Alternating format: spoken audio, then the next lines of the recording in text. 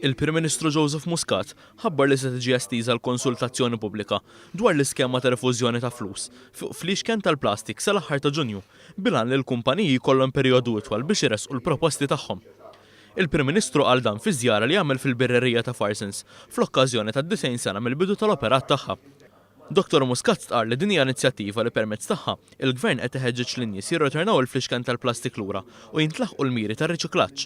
Qal li biex jintlaħqu dawn il-miri irid isir qbir mal-industrija u stqar li l-kumpanija Farsens qiegħda tkun minn ta' quddiem li tagħti s-sem tagħha. Intant, tul iż-żjara l-Prim Ministru kellu ċans li jara l-investiment li għamlet din il-kumpanija tul is-snin.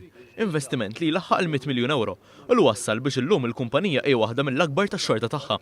Il-kumpanija li tħaddem iżjed minn 1000 persuna bdiet topera fl-1928 minn binja żgħira fil-Ħamrun u b'passa qalbjena u innovattivi irnexxielhom joħolqu prodotti li llum huma mnaqxa bħala parti mill-kultura ta' pajjiżna.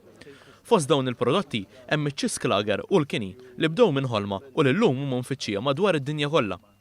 Il-Prim Ministru ddeskriva lil din il-kumpanija bħala mużew ħaj tal-industrija f'pajjiżna u stqar li r-riżultati li rnexxielha tikseb tul is-snin huma eżempju ċar tas-saħħa tal-ekonomija u tal-bżogħlija tal-ħaddiem Malti.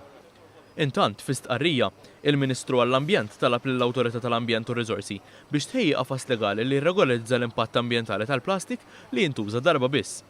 Il-Ministru spjega kif riċerka li għamlet il-Kummissjoni Ewropea ġie stabbilit li l-plastik li jintuża darba biss jieħu sa 500 sena biex jiġi diżintegrat. Hawn hu qal li l-Gvern jinsab kommess li jkompli jwettaq politika favur l-ambjent.